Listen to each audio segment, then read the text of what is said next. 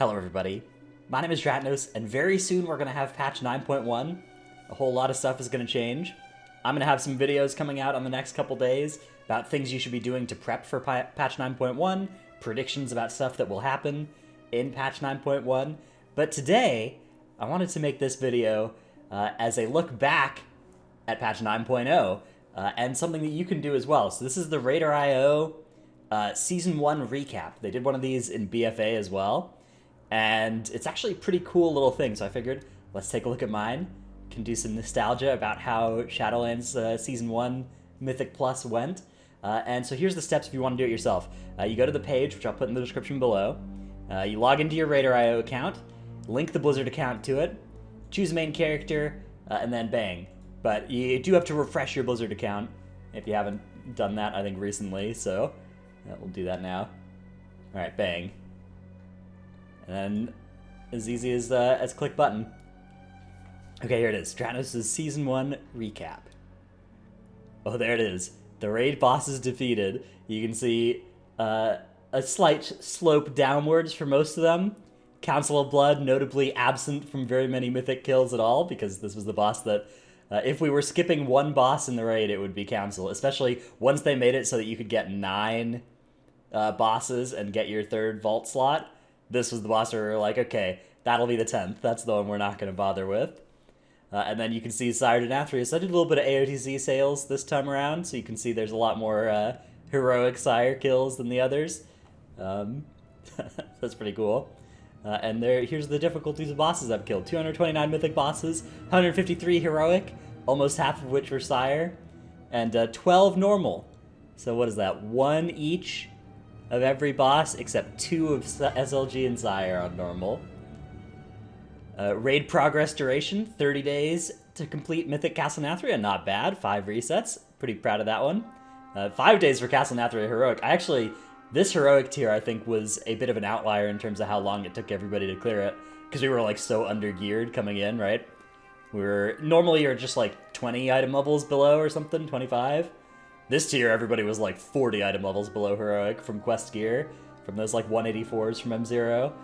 So I think that a lot of people probably had a much harder experience with Heroic than they will like next tier. You're an alcoholic. Okay, I know that. You run Mythic Plus on a total of 7 classes and 14 specs. Most run spec, Vengeance Demon Hunter. Okay, 38 runs on Vengeance, 32 runs on Windwalker, 18 on Assassination, 13 on Outlaw. Wow, this is not very many M+ runs compared to most of the BFA seasons. This is like 100 total. That's crazy, actually. There were only really like 2 weeks that I actually really did any keys. Those were Windwalker keys. And then I did some rogue keys more recently, but, you know, not very many. Covenant choices. Okay, here's across my characters. I've got...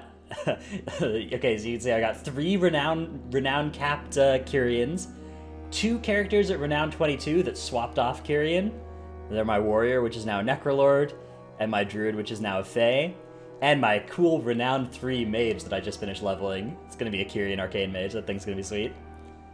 2 characters at renown 40 Necrolord, 1 renown 40 Venthyr, and a renown 7 Venthyr warlock that I picked by choosing a covenant at random on that thing. And a renown 40 druid on Night Fae, which, by the way, if you're playing Boomkin and you've been playing Night Fae all season, this is going to be a good season to consider playing Venthyr next patch. Nagorura made a really good video about it.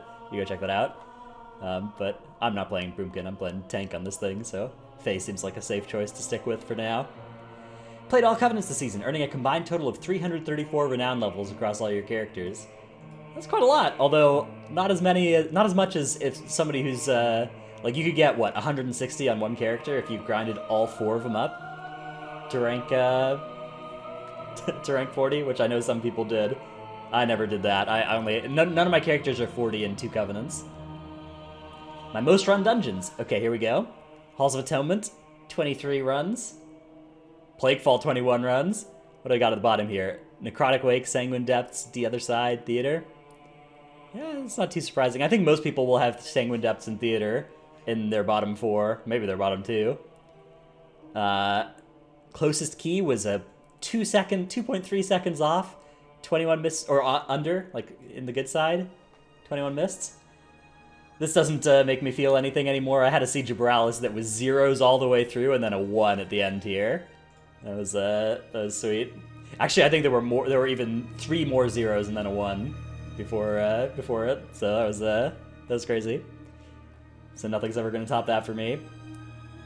IO score evolution. Oh yeah, dude, I got flamed a lot for for my IO score up until here when I actually did keys for a week.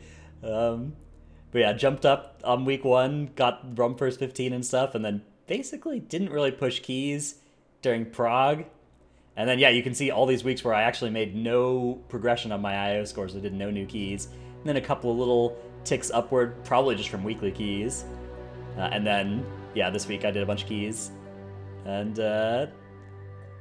haven't pushed any score up since then, so really a pretty light season on pushing M+ for me. Mythic Plus Buddies, yeah, this is the team that I played with that week. Actually, Cry, yeah, interesting. 34, 34, wow, 59 runs with Terrasant. That's crazy. See you, share your Season 1 recap, and we'll see you in Season 2. That's cool, this is a cool, there's some cool new stuff here. This feature actually is pretty cool. And I spent 3 days, 7 hours, and 37 minutes in Mythic Plus this season. Well, that actually sounds like a lot.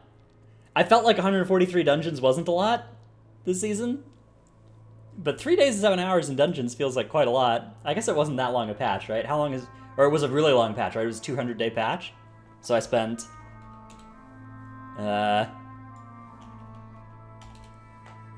Wait.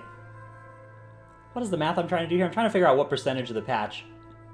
So I should do it the other way around. Okay, I spent like 1.5% of this patch. 1.5% of this patch is like waking hours in keys. I guess that's probably a lot less than I usually would, but that's still a lot. That's still a lot of time. Anyways, this is a pretty interesting little feature. Let me know what your guys look like. Tell me in the comments if there's anything you have that like matches up with my data. Any ways that yours is like changed from previous seasons, or any ways where yours is completely different from how mine looks.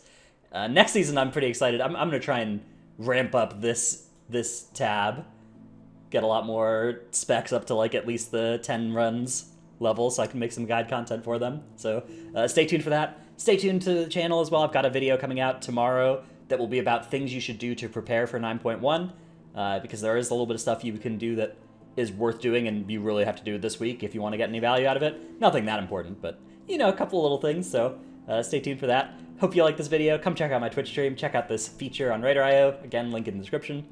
Thanks everybody for watching. I will see you in the next one. Bye.